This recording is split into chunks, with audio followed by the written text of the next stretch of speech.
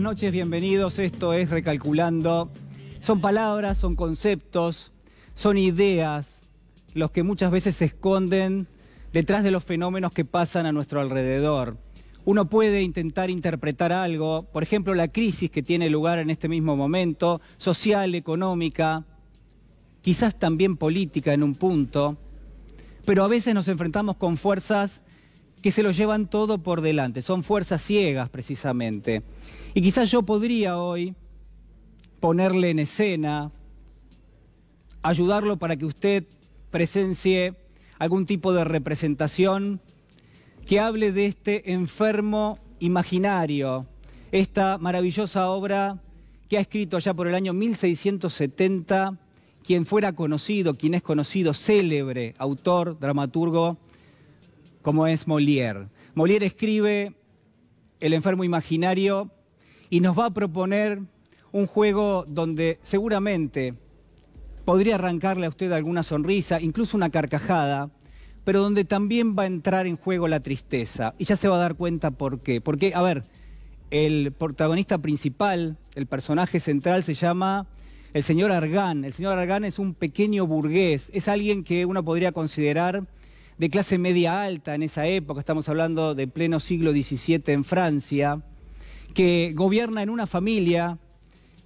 y es el personaje principal de esa familia, por supuesto, es la cabeza del hogar, pero además es un hombre que tiene muchísimo dinero, es como le decía, un burgués, que entre otras cuestiones, porque seguramente usted quiere que yo se lo caracterice, para mí que usted tendría que ver la obra o tendría que leerla en todo caso también, pero si esta noche hay que caracterizar al señor Argan, yo le diría que es, por un lado, una persona crédula, al mismo tiempo es algo ignorante, o muy ignorante, depende cómo uno lo tome, es quizás egoísta, a pesar de que tiene dinero, o en todo caso porque tiene dinero es sumamente egoísta, y sobre todo es autorreferencial. ¿Qué quiere decir esto? Bueno, que él está siempre primero en cualquier tipo de observación que hace en su vida cotidiana, está él en primera persona en cada una de las pequeñas obsesiones que gobiernan su vida. Pero sobre todo Molière nos va a presentar al señor Argan como alguien que se cree sumamente enfermo y que cultiva cada uno de sus males, que guarda una relación con esa enfermedad. Le pone pasión, le pone garra. El señor Argan quiere estar enfermo, a pesar de que a todas luces Molière nos lo presenta como alguien que está imaginando su propia enfermedad. Mire, si usted me dice, se maneja en forma racional o irracional, es con una determinada lógica, yo le diría, mira, está más cerca de la locura que de lo racional. Así lo presenta Molière. Pero sobre todas las cosas es alguien que ha perdido de vista aquello que sucede a su alrededor. Se ha quedado ciego, en términos metafóricos, en todo lo que está pasando en esa casa, donde hay una esposa, donde hay una hija, donde tiene una criada, donde hay muchísimos médicos que dan vuelta día a día en ese lugar porque él los llama, porque los requiere, porque hace venir desde 100, 200, 500 kilómetros a alguien para que lo revise, para que lo trate, para que lo diagnostique. Y fíjese usted cómo será que, por ejemplo, hay algunas escenas importantes en esta obra teatral donde, por ejemplo, su mujer, su esposa, Belina se llama, bueno, lo contiene, lo acompaña, prácticamente uno podría decir que es un eje central sobre el cual él se va a mover de forma displicente, pero al mismo tiempo Molière nos hace saber que esa mujer es algo hipócrita, es la segunda de las mujeres que tiene este hombre, el señor Argan, porque está esperando que se muera para cobrar su fortuna. Una fortuna muy grande, una herencia muy grande, y ella es la única que puede cobrarla en principio. Así está también en la obra. Y por supuesto se suceden muchísimas cuestiones. Hay que leer la obra, claro está. También hay una hija, se llama Angélica. Angélica está enamorada de un muchacho que pertenece a una familia pobre. Y el señor Argan no quiere, su padre por supuesto, no quiere que ella se case con ese muchacho. En lugar, quiere que se case con una familia acomodada. Hay un muchacho ahí que es médico, cuyo padre también es médico. Y fíjense lo que dice Molière. Molière le hace decir al señor Argan, a mí me conviene, no solamente porque esta familia tiene dinero, sino porque además, tanto el futuro esposo de mi hija como también mi consuegro son ambos médicos. El tratamiento es gratis de aquí en adelante. me van a poder tratar y no voy a tener que pagar.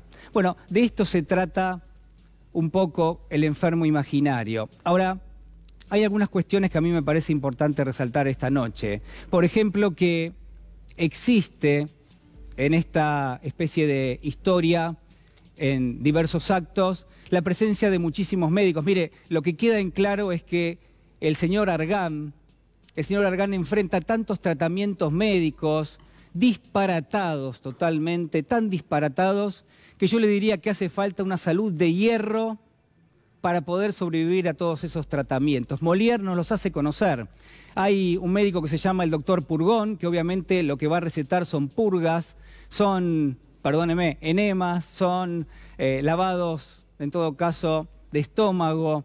También hay farmacéuticos que se cruzan en esa casa. Todos atienden en forma displicente al señor Argan. Nadie le quiere discutir absolutamente nada, pero todos, de alguna manera, participan de una especie de complot donde la certidumbre es, el señor Argan no tiene absolutamente nada, pero hay que seguirle el juego, porque es poderoso, porque tiene dinero y porque a ese señor no se le discute directamente. También va a haber otros médicos que van a cruzar ese escenario, va a haber una criada que se va a disfrazar de médico directamente para tratar de contrarrestar los diagnósticos de los otros facultativos.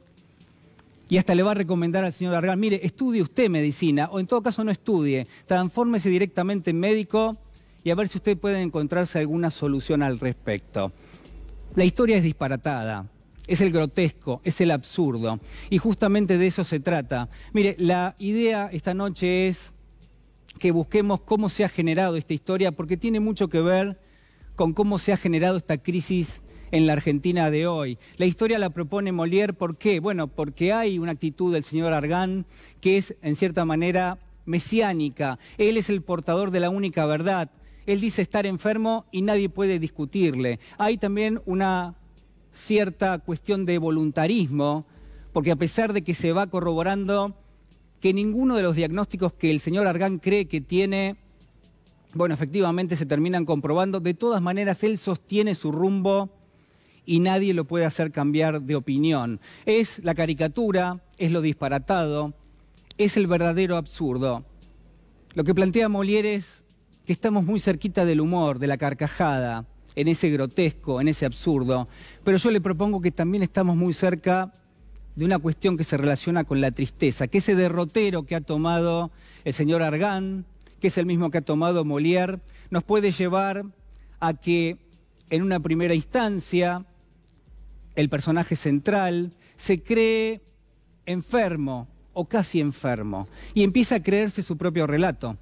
Empieza a consultar a algunos médicos, le dicen que no, pero él sigue empujando lo que es su hipótesis. Yo estoy enfermo y nadie me va a hacer cambiar de opinión. Después eso se transforma directamente en una situación de omnipotencia, de omnipresencia. Nadie ya le puede discutir absolutamente nada. Él es un señor todopoderoso, es un señor que tiene una fortuna y entonces puede disponer a diestra y siniestra de todos aquellos que están a su alrededor. De la misma manera yo podría decirle que quizás en algún momento este personaje central, el señor Argan, parece sufrir del síndrome de Don Quijote. Usted sabe, Don Quijote era una persona como cualquier otra que un día se puso a leer novelas de caballería y se terminó creyendo caballero y salió a pelear con los molinos de viento. Bueno, de la misma manera da la sensación de que este señor Argan se manejó en la vida, pero al mismo tiempo quizás el correlato de esto es que manipulaba a quienes estaban a su alrededor, desde un lugar muy cómodo, de cierto hedonismo nihilista, de cierta cuestión también de omnipotencia, omnipresencia. Bueno, ahí estaba, manipulándolos a todos a su alrededor.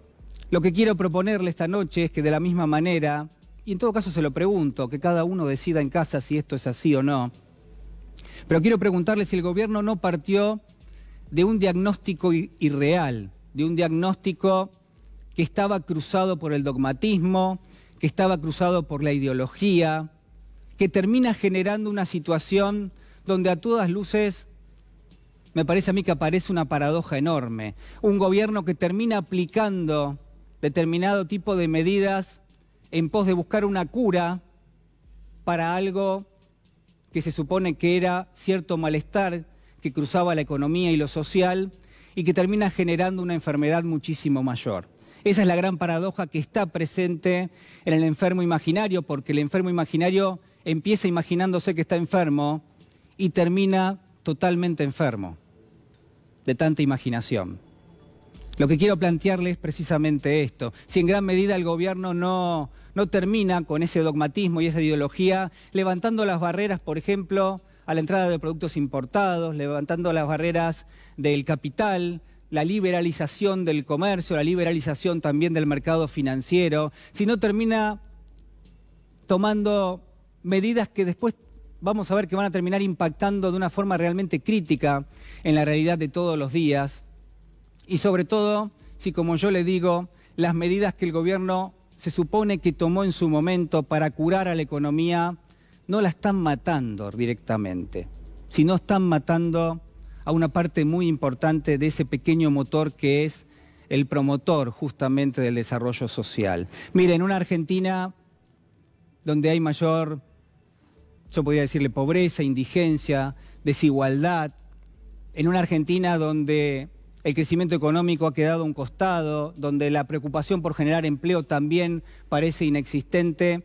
En esa misma Argentina, la soberbia del gobierno en gran medida, la negligencia con la que se ha actuado, han empujado a un sector muy importante de la sociedad a vivir en un mundo hostil. Son los expulsados de su vida, los expulsados de su territorio, los expulsados de sus pequeñas costumbres, de la posibilidad de llegar a fin de mes.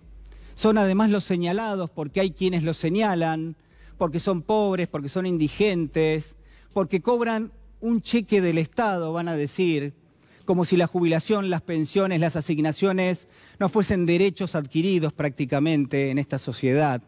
Y todo eso se relaciona con ese señalamiento. ¿Por qué? Bueno, porque obviamente, digo, hay quienes lo están haciendo, no solamente una parte de la sociedad, sino sobre todo referentes del gobierno, candidatos de Cambiemos en La Rioja, la ministra de Seguridad en las últimas horas, el candidato a la vicepresidencia de la Nación. Todos ellos han señalado a sectores sumamente vulnerables de la sociedad.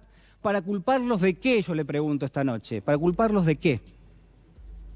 No hay nada de qué culparlos. Tienen sus derechos y tienen que poder acceder a ellos.